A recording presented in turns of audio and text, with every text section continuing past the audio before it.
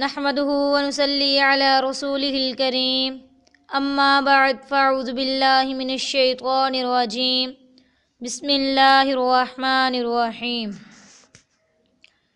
حضرت مسلم بن یسار رحمہ اللہ بیان کرتے ہیں، ایک مرتبہ بحرین جاتے ہوئے وہاں ایک امیر عورت کے ہاں قیام کیا۔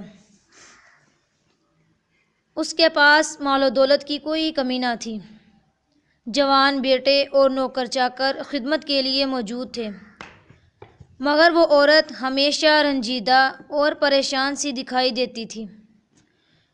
کچھ دن کے قیام کے بعد وہاں سے رخصت ہوا تو اس عورت نے کہا کہ دوبارہ اس شہر میں آنا ہو تو میرے پاس ضرور آنا۔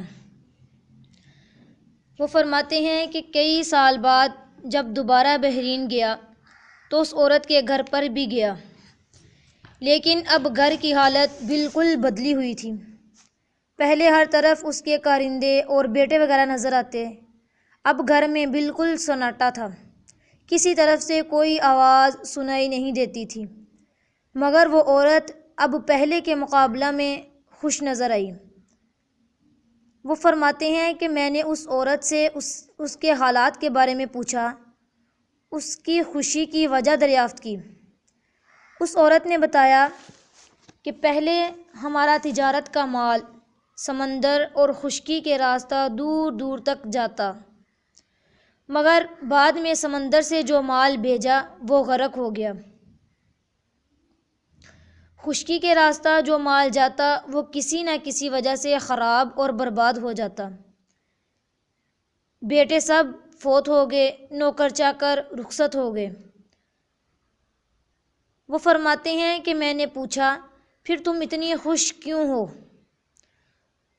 اس عورت نے کہنا شروع کیا کہ جن دنوں خوشحال تھی مجھے یہی ڈر لگا رہتا تھا کہ میرا رب کہیں ساری نعمتوں سے مجھے دنیا ہی میں نہ نواز دے اور آخرت میں میرے لیے کچھ نہ رہے۔